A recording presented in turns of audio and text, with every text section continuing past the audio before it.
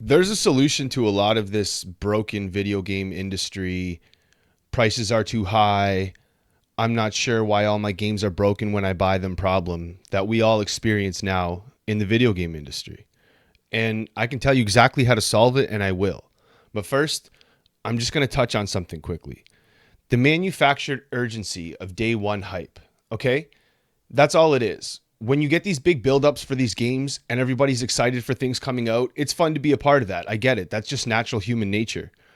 But when you're trying to be a part of that and then the game comes out and it's broken and then everybody's on this big negative bandwagon, that's not fun. And it happens too often. And with the price of games nowadays, I don't know who can afford to keep doing that. Games are broken on release anyways, most of the time. And if they're not broken on release, they sure as hell run better at least a couple weeks to a couple months to sometimes even years later. If you don't look at examples like No Man's Sky and things like Lords of the Fallen that just got its 2.0 update and things like that I mean get better upon years and years of, hard work and dedication to the game and then wanting to show players, look, we're dedicated to this, we want to make this work. That's different. But if you look at actual regular games, it takes months for patches to come out. Star Wars Jedi Survivor, that game still isn't fixed. I still haven't bought it because every time I look at gameplay, it still looks all glitchy and bugged.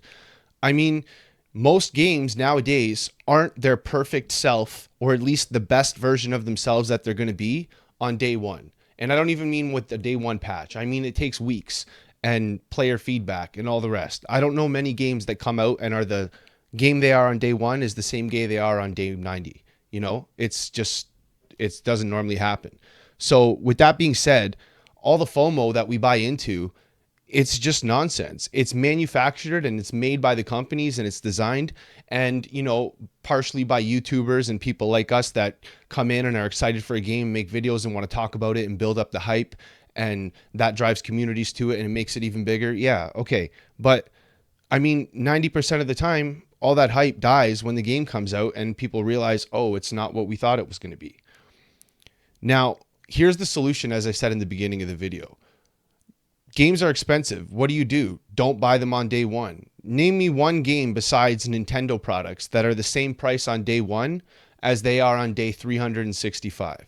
What I'm saying is if you look a year later on Steam or on discounts or on GameFly or on any site, or even if you want to buy it physically, you can get a used copy or it's a year later, so it's on sale. Any game that you want to buy, it has an appropriate fair price to buy it for most of the time. You just have to wait. You just can't get it on day one. Now, there's a solution to all of that too. Okay, well, I want to jump into the day one hype and I want to do, all these things with my friends and I want to play these online games on day one because most of them aren't, exciting and the hype dies after, a couple months. Okay, well, if that's the case, was it really a good game to begin with? If there's like even an online game where it relies on people playing, so you want to play in the beginning where the communities are big and strong.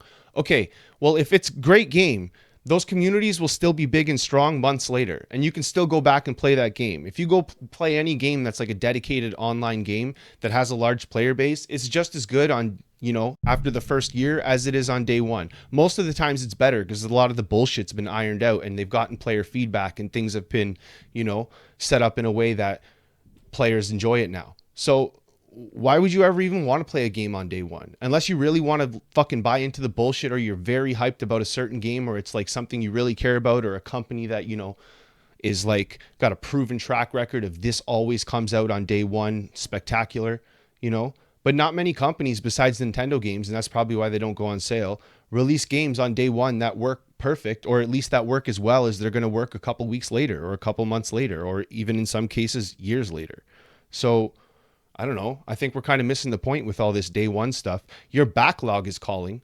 Okay, there's the solution to that. The solution to not being able to jump on games day one and not being able to afford to pay $80 and stuff like that to play games. Okay, well, I bet you, if you're any regular gamer, have a giant backlog of games. Well, if you do, that backlog has been calling to you. And you know what you can do?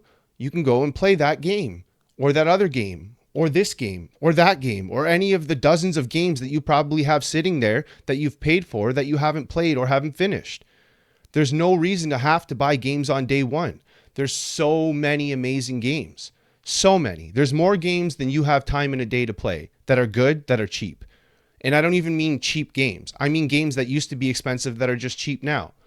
And you don't have to go back and play previous versions. It's never more than a year before a game is normally around half the price that it was when it first came out. It's easy to get games, or at least at some point during that year, there would have been a sale where you could have got it for half price. There's no need to buy into this day one FOMO and think that, oh, I'm going to miss out if I'm not playing this game with my friends. It's fine. It's all good. Go and play one of the other games that you haven't played yet that you've already paid for. Come back and play that other new game when it's cheap, and if it's still worth playing, and if it still has an online community.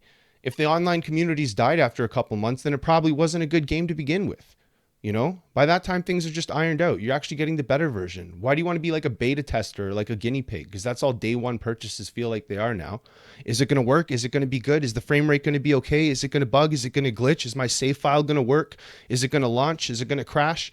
What's going to happen? It's a literal gamble when you're buying games day one. Now, pre-orders, that's even worse. Here's how they make you buy into stuff. Okay, they know this, so they got to give you some incentive to pay for it on day one or to buy it before it's even come out. Okay, well, what's the incentives? Here's this extra skin. Here's this extra mission. Here's this extra thing. Normally, it's some bullshit. It's something you don't need or don't want, or that, you could probably get in the game later on anyways. You're just paying to fast track a certain thing in the game. But a lot of the time, it's not. A lot of the time, it's like some exclusive thing that you can only get if you literally pre-order and pay extra for a game. Are you kidding me? Literal missions. There's been games like the Harry Potter Hogwarts game, or there's other that I just can't think of off the top of my head because I don't want this to just drag on. But, there's been lots of games where you get literal missions and stuff like that, actual content that you only get if you pre-purchase it. What? That's insane to me. That's a scam. Is that not a scam? Here's this content, but we're locking behind a paywall, a pre-purchase paywall, so you don't even know if the game runs good yet. It's all a scam. Don't buy into it. I used to, but I don't anymore. I very much don't care about playing games the second they release. I don't review games, so why would I need to play them the very first day they came out? Unless it's a property that I really care about, or a character that I really love, or something that's been, not out for a long, long time, or a sequel to something. There's cases, I get it. You can pay for games day one, buy games day one. But most of the time, it's not worth it. And most of the time, you shouldn't. Or at the very least, you can go into reviews. But with the way the reviews shill games now, I don't know if you can even trust those anymore. So the best thing is to just formulate your own opinion. And the best way to formulate your own opinion is to do it cheap. And to do it cheap, you just don't have to buy into the FOMO and buy games day one. Problem solved. You have a giant backlog. Use it. So, these pre-order bonuses, like I said, are just a giant scam, but there's a part that's even worse to it. If you look at the pre-order bonuses and you look at things like, okay, you get missions and stuff early day one. Yeah. What about the early access to play? If you pay for this game, you get to play it 3 days early. Well, that doesn't mean the game's not ready for another 3 days after that. That means the game's ready now. They're just paywalling people playing it for another 3 days behind more money. Like it's scams. So I don't think we should be buying into all of this. My enjoyment of a game isn't tied to its release date. There's very few cases where you have to play a game on the very first day or during those first couple weeks for it to be fun, or else you miss out on something. There's some games like the new Marvel Rivals that came out that turned out to be a big hit, where it's like, okay, if you see everybody playing it and everyone's on it, yeah, go play it. But something like that is free. And most of the time, those day one games that you have to play, like day one, you guys remember the first month, something like Apex came out? I don't even play those kind of games, but I just remember everybody around me getting obsessed and talking about it. So yeah, you can jump on those games. They're free. But there's very few cases where there's a game that's a single player game where you have to play it day one. Like I said, unless you're tied to that game for some reason or some way, shape, or form, that character or something, just don't buy into it. The deluxe pre-orders and all the things they put into it, it's all a scam. You don't owe these devs anything. You don't have to support it on the first day. And like I said, unless it's a studio you really love or something.